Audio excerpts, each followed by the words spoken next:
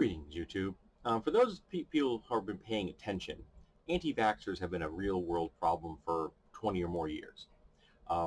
Thanks to Andrew Wakefield, who had got the ball rolling because he lied and deceived the public so that he could sell his own types of vaccines, and has been stripped of his medical license, and so is not a doctor any longer. He is just Andrew Wakefield, morally bankrupt asshole.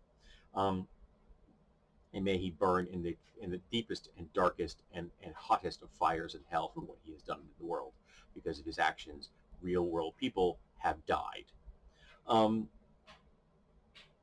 But because we are in a pandemic right now, anti-vaxxers have an entire new fight on their hands, and they're willing to take it to the streets.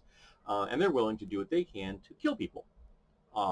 So at the moment, the majority of people on the anti-vax when it comes to COVID are on the red cap side.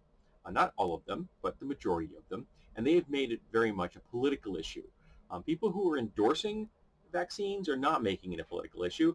It is the people on the right that are making it a political issue, though they are claiming that people who support vaccines have turned it into a political issue because conservatives project so damn much. Sorry, cat. They always assume that because they are doing it, that everyone else is doing it. The way that racists always assume that everyone else is racist because being racist is just what you do, right? Well, in this case, the anti-vaxxers are convinced that, it's political, so it must be political on the other side. But it isn't political. I do not support vaccinations for people because of because of the COVID-19 pandemic, because I believe they're politically good. I endorse them because I don't want people to die, and I would like to go back to some semblance of a regular schedule in my life at the moment, which has been deeply interrupted, as it has for all of us. Because of the pandemic.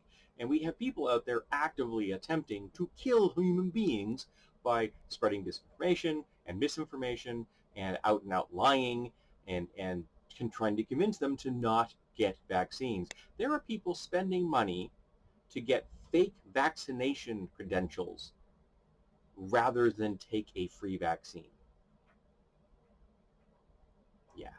But one of the things that you will hear a lot is that the anti-vaxxers will start throwing out anecdotal information.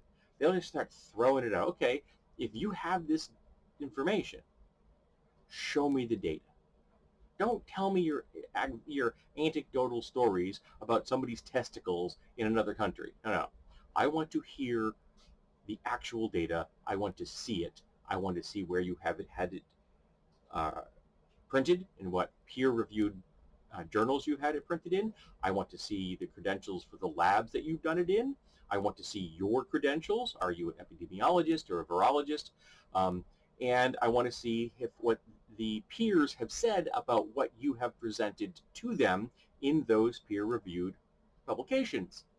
You show me that.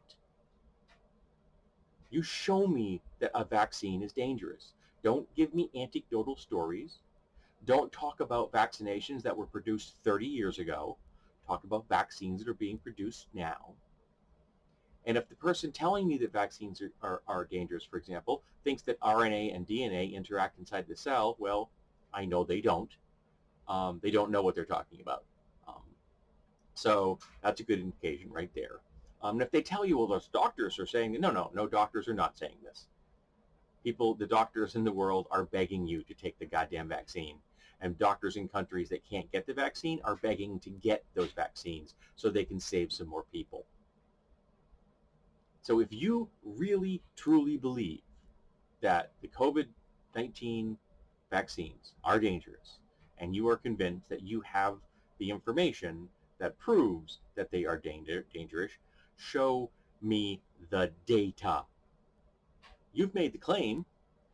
You're claiming they're dangerous. So go for it. There's ample data on the side of pro-vaccination. We can show it. It's out there right now. It's readily and freely available.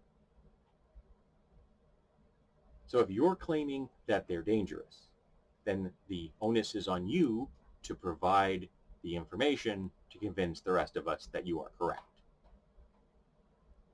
I'm not going to hold my breath.